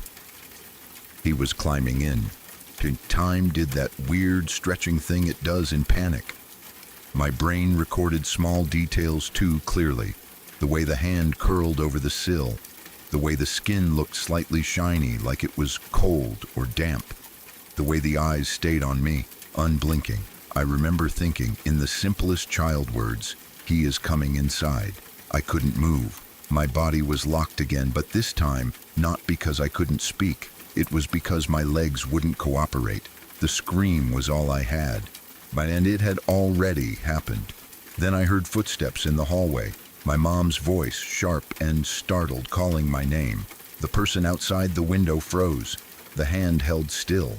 The eyes flicked slightly toward the hallway sound, like an animal hearing danger. My mom's steps got closer. The door handle turned. The person at the window lowered themselves back down, slowly, almost carefully. The eyes stayed on mine, and that part was the worst. There was no panic, no wild scramble, no frantic movement. It was controlled, like he had practiced leaving quietly. The face sank below the sill until only the eyes were visible. Then those disappeared too. Gone. No footsteps in the yard, no crunch of gravel, no rustle of bushes, just absence. My mom burst into my room and flipped the light on. The sudden brightness made me blink hard. She rushed to my bed, asking what happened, what was wrong, why I was screaming. My dad appeared behind her, hair messy. were wearing the look of a person yanked out of sleep and instantly angry about it. I was shaking so hard my teeth clicked. I pointed at the window. I tried to talk, but my words came out tangled. I told them the window was open. I told them someone was there. I told them I saw eyes. I told them a hand grabbed the sill. I kept saying, he was climbing in. He was climbing in. Like if I repeated it enough, it would become more believable. My mom moved fast. She went to the window, slammed it shut. I locked it and pulled the curtain closed. My dad turned on the porch light and the backyard light. He grabbed something from the closet. I don't even know what. Just something that made him feel less helpless. He stepped outside through the back door, scanning the yard, looking along the fence line, shining a flashlight into corners like the light could reveal what was already gone. My mom stayed with me, pressing a hand to my hair, telling me I was okay, asking me to breathe. But I could feel the doubt in her too. Not cruelty, not disbelief meant to hurt. Just that adult instinct to protect reality. Adults want the world to be explainable. They want the scary thing to turn into a mistake. They asked if I had left the window open earlier. They asked if I had been dreaming. They asked if it could have been a branch outside or a reflection. I kept shaking my head. I knew what I saw. I knew what I felt. The cold air wasn't imaginary. The eyes weren't imaginary. The hand gripping the sill wasn't a branch. My dad came back inside and said he didn't see anyone. No movement, no open gates, no signs. The yard looked normal. That should have made me feel better, but it didn't. It made it worse. It meant the person had been close enough to reach my window and then disappeared without a sound. My parents didn't call the police. Back then, in our neighborhood, people didn't call the police unless something was broken or stolen. It wasn't right. But it was how it was. My parents told themselves it was probably a misunderstanding, that maybe someone had walked through the yard. Maybe someone had checked the window and then left when they heard me scream. They told themselves they'd watch more closely. They checked the locks again. They checked the doors. They checked other windows. But they didn't dismiss me completely either. My mom didn't want me back in that room. I didn't want to go back in there. The ALF doll, now harmless in full light, suddenly looked disgusting to me, like I hated it for tricking me. I didn't even want to look at the window. They let me sleep in the living room that night. The TV stayed on low. The lights were dim, but not off. My dad stayed up with me. He brought out the Nintendo and played while I lay under a blanket on the couch. I remember the simple, blocky sounds of the game, the familiar beep and music. I remember how safe it felt just to have him there, awake, to filling the quiet with something normal. I tried to sleep, but every time I drifted off, my body would jolt awake again, like it didn't trust sleep. I would stare into the dark corners of the living room, listening to the house creak, listening to my dad's breathing and the game sounds. At some point, exhaustion finally dragged me under. The next day passed strangely. My parents acted mostly normal, but not fully. My mom kept checking the locks. My dad made a point of walking through the yard once or twice, looking along the fence line. They didn't talk about it much, which is its own kind of fear. When adults don't talk about something, it means they don't want to give it shape. I tried to act normal too. I played with toys. I watched cartoons. But I kept glancing at the window in my room like it was an open mouth waiting to bite. That weekend, maybe Saturday afternoon, my dad went out back to rake leaves. It was the kind of boring chore that, in hindsight, feels safer than it should. The sound of a rake is comforting. It's proof that life is continuing, proof that nothing has changed. I was inside for a while trying to focus on something else when I heard my dad shout for my mom. It wasn't a casual shout, it was sharp. My mom went outside quickly. I followed, even though they told me to stay in. I didn't run. I crept, because I already felt like something bad was waiting to be found. My dad stood near the back fence, staring at something on the ground. Lying in the leaves was the window screen from my room. It wasn't leaning against the house. It wasn't bent and twisted like it had fallen out by accident. It was out by the fence, tossed there like trash. The metal frame was slightly warped, as if someone had yanked it free. There were bits of dried leaves caught in the mesh. My stomach turned. My mouth went dry.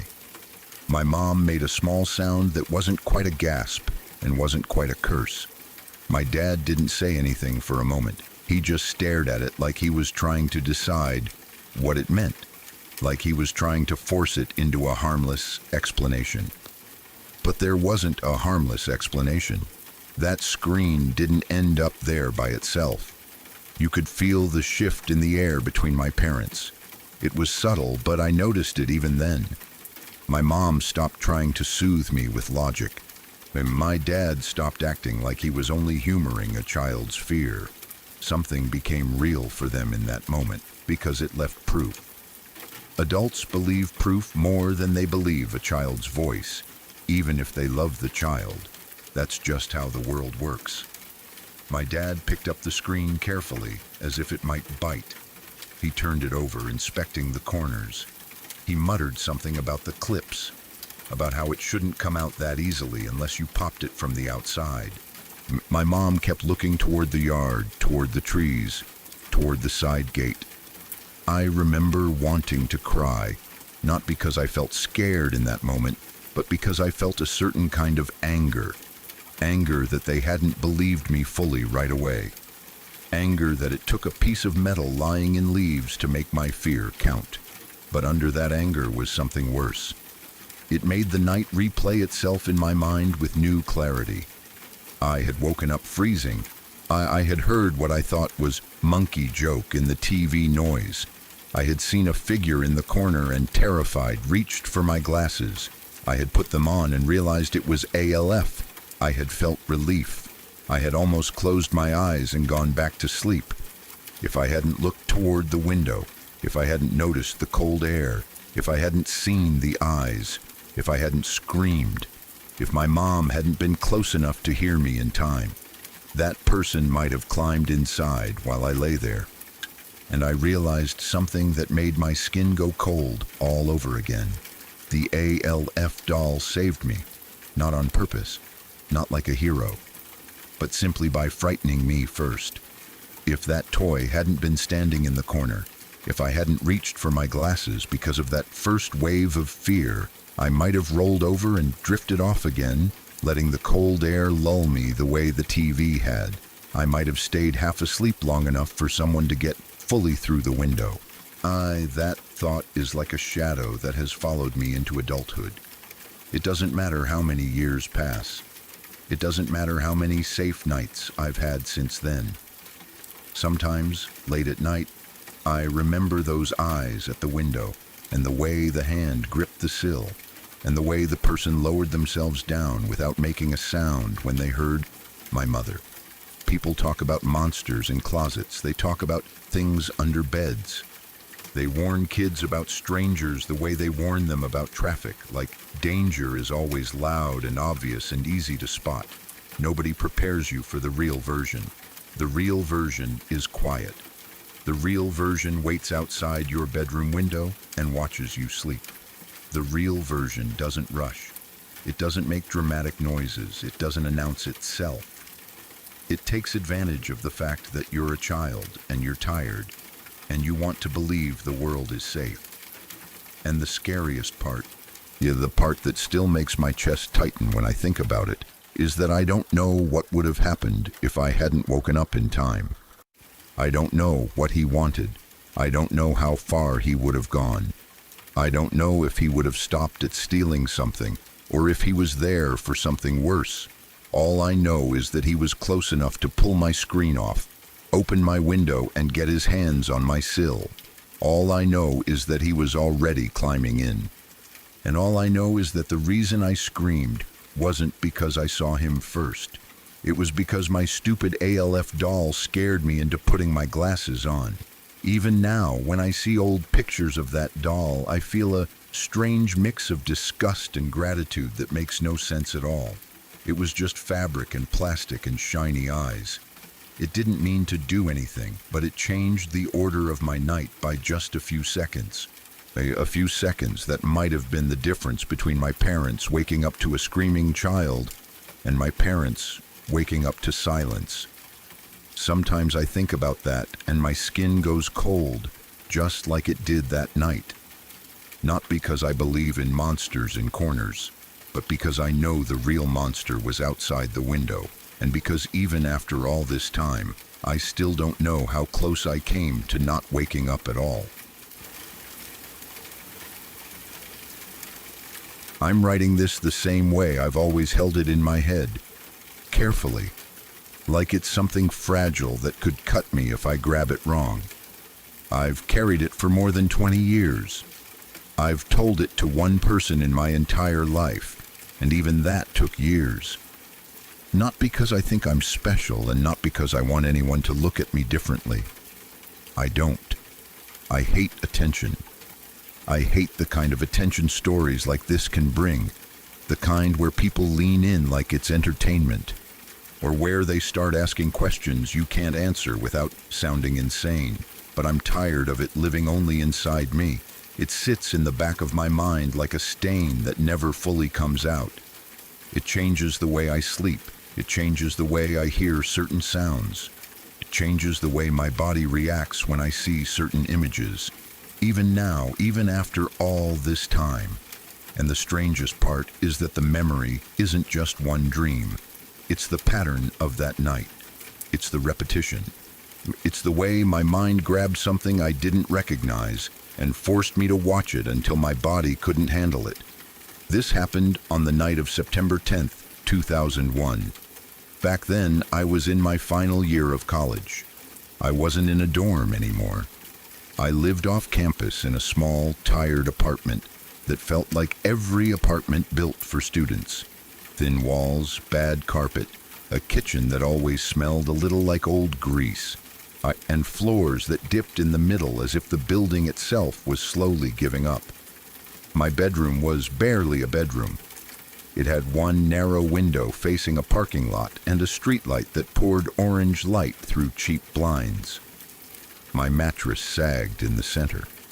I could feel the springs if I lay in the wrong spot. The air conditioner rattled like it was about to fall out of the wall. I had a desk covered in books and papers and empty cups.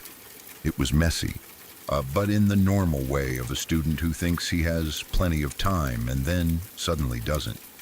That Monday evening was ordinary. I wasn't sick. I hadn't taken anything. I hadn't been drinking. I wasn't even especially stressed. Not in a way that felt different from any other week. I had a paper due, so I stayed up late finishing it, reading the same paragraphs over and over until the words stopped feeling like English. I remember checking the time on my alarm clock and thinking I should sleep. I remember brushing my teeth and washing my face, the same routine. I remember turning the light off, the room going dim, the streetlight still glowing through the blinds. I fell asleep close to midnight.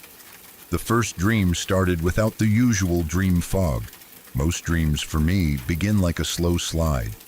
There's a moment where things don't fully make sense, but you accept it anyway because your mind is already drifting. This wasn't like that. It felt like someone had dropped me into the middle of a real scene, fully awake. The air felt sharp. The sky looked real. The light had that flat, bright quality of daytime in a city. I was standing outside somewhere unfamiliar.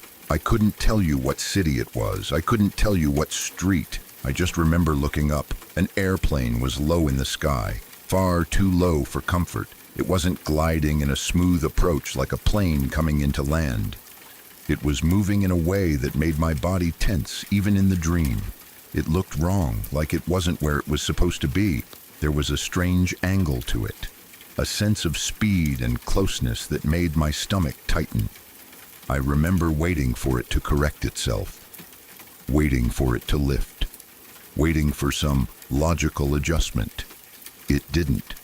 It slammed into something huge. In my dream, the thing it hit didn't register as a building. That's the part that makes me sound ridiculous, but it's true. My mind could not identify what I was looking at. It looked like a giant metal structure, long and silver gray, with rows of windows running up and up. The shape was tall and straight, but my brain kept trying to file it under something else because I had no reference point in that moment. It reminded me of a vertical train car, a massive standing tube of metal with windows like a commuter train. I remember thinking, in confusion, why would a train be standing upright? Then the impact happened, and it wasn't symbolic. It wasn't soft. It was violent in a way that felt physical. I felt it in my chest, like a deep thump of pressure. I remember sound that was too loud to be dream sound. Metal tearing, glass shattering, a heavy roar of fire and air, and then immediately screaming. Not one scream, not a distant echo, a crowd, a wave of terror that hit my ears so hard it hurt. The screaming yanked me awake. I sat up so fast I felt dizzy. My heart was punching at my ribs, my shirt was damp. My sheets were twisted around my legs. For a few seconds I didn't know where I was. I stared at the dark room as if I expected to see smoke moving through it. I stared at my window as if I expected flames outside. I even listened, genuinely listening for sirens or shouting. There was nothing. Just the quiet hum of the air conditioner, the far-off sound of a car on the street, the building settling. I told myself it was a nightmare, but just a nightmare. But I couldn't shake the feeling it wasn't normal. My body felt wrong, as if I'd been running. My hands were shaking. My mouth was dry. I got up and went to the kitchen and drank water straight from the tap. The water tasted metallic. I remember standing there with my hand on the counter, waiting for my heartbeat to slow down. It took nearly an hour before I could even consider lying back down. When I did, I stared at the ceiling for a long time. I told myself dreams borrow from all kinds of things. Movies, news clips, random fears. Planes crash sometimes. People have nightmares about disasters all the time. I wasn't a child. I knew that. Eventually, exhaustion pulled me back under. The second dream was the same. Not similar, not like it. The same airplane, the same wrong angle, the same strange feeling in my body that something is about to go terribly wrong and you can't stop it. The same metal structure with endless windows, the same confusion, the same thought. Why does it look like that? And then the impact again and the screaming again, like my mind was playing the same moment on repeat. Again, I woke up at the same point. Before I could see anything after, before the dream could move forward. It was as if my brain slammed on the brakes at the exact moment of collision and fear. I woke up gasping. My pillow was damp from sweat. My legs felt weak. I sat there in the dark with my hands pressed hard against my face, like I could push the images back out. This time it took longer to calm down. Almost 2 hours. I remember looking at the clock and feeling annoyed at myself, as if I was wasting sleep. I remember thinking about classes later and how tired I'd be. I remember trying to find logic again. Dreams repeat. Nightmares repeat. Stress repeats. It means nothing. But I couldn't convince my body. My body acted like it had witnessed something real. At some point I drifted off again. Not easily, not peacefully. More like I fell into sleep out of sheer exhaustion, the way you pass out after being sick. The third dream was different. It started in a way that almost felt gentle. I remember a bright sky, a softness to the air. I remember looking up and seeing people in the distance, suspended above the ground. At first, it didn't scare me. It almost looked like a strange parade. There were dozens of them, maybe more, floating in the air like they were weightless. Some had their arms out as if they were swimming. Some looked like they were enjoying it. In that first moment, it had a weird, dreamlike beauty to it. The kind of impossible image dreams love to create, where gravity becomes optional. They looked happy. Then they stopped. Every single one of them froze at once, as if a switch had been flipped. Their bodies went stiff. Their arms jerked. The movement paused in the air, and the feeling changed so fast it felt like the temperature dropped. Their faces changed too. The joy drained away. Their mouths opened. Their eyes widened in pure panic, and then they began to fall, not float down, not drift, fall. Fast, heavy, straight toward the ground. The screaming returned, and it was the same screaming from the first dream. That raw, desperate sound that doesn't belong in a nightmare because it feels too human. I woke up with my hands clutching my blankets like I'd been trying to hold on to something. I was shaking so hard the bed trembled. I could feel tears on my cheeks, and I didn't remember crying in the dream. My chest hurt. I could barely breathe. After that, I didn't really sleep again. I lay in bed until the gray light of morning started to seep through the blinds. Every time I closed my eyes, I saw bodies falling. Every time I tried to relax, I heard screaming. My mind played it in loops, the way a song gets stuck in your head. Only this wasn't a song. It was terror. When the sun was fully up, I felt hollow, like my mind had been scraped out. I didn't have an early class, so I stayed in bed longer than I should have, staring at the ceiling, exhausted but afraid to fall asleep again. I remember thinking that I'd never had dreams like that before. Not that clear, not that specific, not that physical. Around 9:30 a.m., my girlfriend called. She sounded different immediately, and not just worried, panicked. Her words came fast, stumbling over each other. She told me to turn on the TV. A plane had hit the World Trade Center. At first, that sentence didn't mean anything to me. I knew the name, of course, but I didn't carry an image of it in my head. I didn't grow up looking at the New York skyline. I lived far away. New York was a place on TV, a place in movies, not something I studied. I turned on the TV anyway. The screen lit up with footage of a huge building, one of two, smoke pouring from it. The angle was wide, showing both towers standing against the sky like massive silver-gray slabs with endless windows. The image hit me like someone had punched my ribs, because I recognized it. Not by name, not by knowledge, by shape. It was the structure from my dream, the one my mind had tried to label as something else because it didn't know what it was. That strange, vertical, metallic feeling, the rows of windows, the height that made it seem unreal. My brain had seen it without understanding, and then it had forced me to watch it happen. I stood there in my room, too stunned to sit down. Then on the TV, I saw people falling. At first, my mind rejected what it was looking at. The camera caught small shapes against the side of the building, and it didn't register as human. It registered as motion, as debris, as something you can't name. Then the camera zoomed, or the shot changed, and I saw the truth. Bodies, arms out, legs kicking. People dropping through air with nothing under them.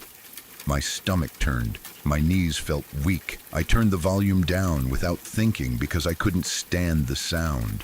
I couldn't stand anything. The dream and the reality connected inside my head like two wires touching, and the shock of it ran through me.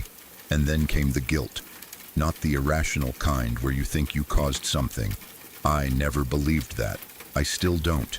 I'm not delusional. But there is another kind of guilt that people don't talk about. The guilt of having seen something and not doing anything, even when doing anything was impossible. The guilt of feeling like you were given a glimpse and you ignored it because you didn't understand. The guilt of waking up and going back to sleep. It sounds stupid, I know it does. But guilt doesn't care if it's logical. It lands on you anyway. I sat on the edge of my bed and stared at the TV, hands shaking. Trying to tell myself it was coincidence. Trying to tell myself my dream was just my mind throwing random horror at me, and then it happened to match the worst day in modern history. People dream about disasters all the time. People dream about planes. People dream about falling. It could happen. but the timing of it, the repetition, the exact same scream, the way my brain showed me the falling in a separate dream, like a second chapter. I couldn't swallow it. It sat in my throat like a stone. Over the next days and weeks, the world changed, and my world shrank. Everyone remembers that time for obvious reasons. The shock, the grief, the fear, the way the news ran non-stop, the way people stared at screens like they couldn't look away, like they needed to keep watching to understand it. I watched too, at first, because everyone did. But each time the footage came on, my body reacted like I was being attacked. My stomach clenched. My hands went numb. My heart raced. I felt the dream in my skin all over again. Then the nightmares started. Not the same exact dream, but echoes. Planes in the sky, falling, screaming, glass breaking. The feeling of standing in a place you don't recognize and watching something terrible unfold. Sometimes I'd wake up and not remember the images clearly, only the terror, like my body had the memory even when my mind didn't. Sometimes I'd wake up and think I was still dreaming. I'd sit up and stare around my room, convinced for a few seconds that I wasn't safe, that something outside was burning. Sometimes I'd hear a sound, someone closing a car door in the parking lot, a siren somewhere far away, and my whole body would jolt. Sleep became something I avoided. I'd stay up until I couldn't keep my eyes open anymore. I'd pass out and then wake up an hour later, drenched in sweat, and then lie awake again until dawn. I stopped feeling rested. I stopped feeling like myself. My mind felt slow, like it was moving through water. My classes started to suffer. At first, I told myself it was temporary, that everyone was shaken, that it was normal to feel off. But my off didn't go away. It deepened. I'd sit in a lecture hall and hear the professor's voice like it was coming from the end of a long tunnel. I'd look down at my notes and realize I'd been staring at the same sentence for 5 minutes. I'd read a page in a textbook and not remember any of it. I started skipping classes, not out of laziness, but because I couldn't face being around people when my head felt like it was splitting. Sometimes I'd wake up after a bad night and feel like I had the flu. My body would ache, my eyes would burn, my stomach would churn. I'd tell myself to go anyway, and then I'd sit on the edge of the bed and realize I couldn't. My grades dropped fast. The semester that should have been my final push toward graduation became a mess of missed deadlines and half-finished work. Now, I failed multiple classes. I withdrew from others. Every time I looked at my calendar, every time I saw how far behind I was, I felt a crushing wave of shame. Not just because I was falling apart, but because I couldn't explain why without sounding insane. How do you tell someone I can't function because I had dreams the night before, and now I can't stop hearing the screams? So I said nothing. I kept it inside. I smiled when I had to. I nodded when people talked. I tried to be normal. But inside, my mind kept returning to that silver gray structure with windows and the plane and the bodies falling through air. It played like a loop I couldn't break. I didn't tell my friends. I didn't tell my family. I didn't tell anyone at school. I didn't even tell my girlfriend at the time. Not then. I wasn't ready. I didn't want to be looked at like a liar. I didn't want to be looked at like someone trying to insert himself into tragedy for attention. I didn't want to be the guy who says, "I dreamed it," and then watches the room change around him. So I swallowed it. Years went by. Life moved forward because it always does. I finished school later than planned. I found work. I built a life. I met the woman who became my wife, and she's the only person I've ever told this story to in full. I told her because she's the kind of person who listens without trying to solve you like a puzzle. She didn't laugh. She didn't roll her eyes. She didn't turn it into a debate. She just sat with me while I said it out loud, and she held my hand. Even so, it never fully left. Sometimes, even now, I'll have a dream that makes me bolt upright, heart pounding like my body remembers. Sometimes I'll be half asleep and hear a sound that isn't there, and I'll be back in that apartment for a moment, staring at the ceiling, afraid to close my eyes again. Sometimes I'll see a plane flying low, and my stomach will drop before my brain can remind me that this is normal and safe. I've tried to build explanations for it over the years. I've tried to be rational. I've tried to tell myself what everyone would tell me. The mind picks up details you don't realize you've seen. The news was full of tension back then, full of talk about security and terrorism and threats. Maybe I'd seen a picture of the towers somewhere, and it went into my subconscious. Maybe I'd watched a movie with similar imagery. Maybe my brain stitched it together. Maybe it was a coincidence of timing so cruel it feels meaningful. Maybe I'm not asking anyone to believe in prophecy. I'm not claiming I had a message. I'm not claiming I could have stopped anything. I couldn't. I know that. And the older I get, the more I understand how messy the human brain is, how it tries to make patterns, how it tries to protect itself by giving meaning to chaos. But meaning or not, the experience was real to me. Not the event itself, obviously, but the dreams and the way they landed on my body, the way they woke me up in terror, the way the images on the TV the next morning lined up with what I'd seen when I didn't even know what I was looking at. The part that still bothers me isn't even the building or the plane. It's the second dream, the one with the people flying at first. The way it started almost beautiful, almost peaceful, and then snapped into horror. That shift is what haunts me, because it felt like my mind couldn't process what it was seeing and had tried to soften it, to turn it into something gentle until the truth forced itself through. And the screams. The screams are what I still hear sometimes in the quiet moments, when I'm alone and the house is dark and I'm trying to fall asleep. I've carried this story alone because I didn't want to make anyone uncomfortable, because I didn't want to be misunderstood, because I didn't want my own mind to be treated like evidence in someone else's argument about fate or spirituality or anything like that. I don't want to be a symbol. I don't want to be a curiosity. I don't want people to message me saying I'm chosen or cursed or special. I just want to stop feeling like I'm holding a stone in my chest every time I remember that night. Writing it down like this doesn't change what happened. It doesn't change the tragedy, and it doesn't lessen it. It doesn't make me important. It doesn't give anyone answers. It doesn't even give me answers, but it does something else, something smaller and maybe more necessary. It lets the memory exist outside of me for once. And maybe that's the only relief I'm going to get. Not an explanation, not proof, not belief from strangers, just the simple fact that I can say it without choking on it. I still wish it had never happened. I still wish I had never seen it in my sleep. And I still sometimes wake up in the dark, heart racing, with the feeling that something terrible is about to happen again, even though I know the room I'm in, and I know the year, and I know that night is long gone. But the mind doesn't always live in the present. Sometimes it lives in the echoes.